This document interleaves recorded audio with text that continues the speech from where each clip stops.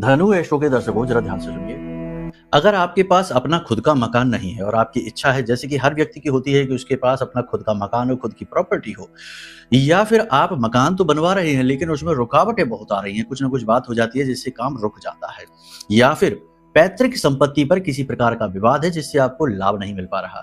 ये सारी स्थितियां उत्पन्न होती हैं जब कुंडली में मंगल खराब होकर बैठा हो, साथ ही साथ कुंडली का चतुर्थ भाव भी किसी प्रकार से दूषित हो। यहीं से आपको भूमि, भवन और वाहन के सुख प्राप्त होते हैं, पैतृक संपत्ति के सुख प्राप्त होते हैं।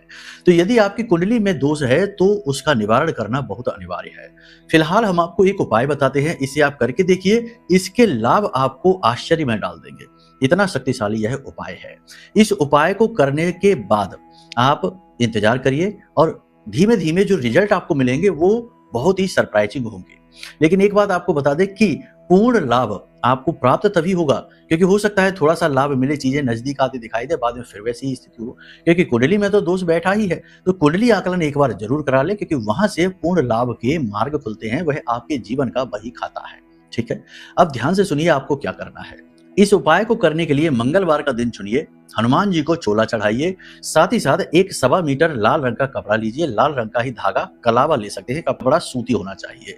इस कपड़े में रखने के लिए आपको चाहिए 9 बिंदी, 9 कौड़ियां, लक्ष्मी कौड़ियां जो होती हैं, 9 लौंग जिनकी पूछ हो, फूल वाली लौंग हो जिनकी पूछ भी हो, ऐसी 9 लौंगे, 9 चुटकी सिंदूर और 9 सिक्के। अब आपको 9 मुट्ठी जो आपके पुरखे पूर्वज हैं उनकी जमीन की मिट्टी भी चाहिए, मिट्टी साफ स्वच्छ होनी चाहिए और उपजाऊ जमीन से ली गई होनी चाहिए।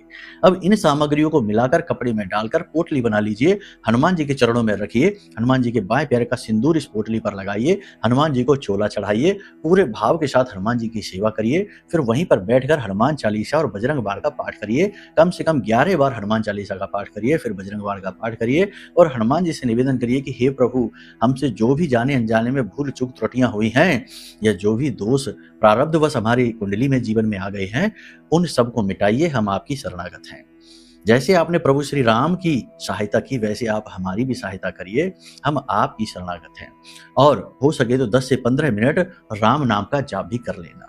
उसके बाद इस पोटली को ले जाकर किसी वीरान इलाके में, सुनसान इलाके में 1.5 फीट गहरा गड्ढा खोदकर मिट्टी में दबा देना, लकड़ी से गड्ढा खोदना और उसके बाद वापस मुड़कर सीधे घर आ जाना, पीछे मुड़कर नहीं देखना। बस इस उपाय को करिए और फिर देखिए कैसे आश्चर्यजनक परिणाम आपको प्राप्त होंगे। जय माई की।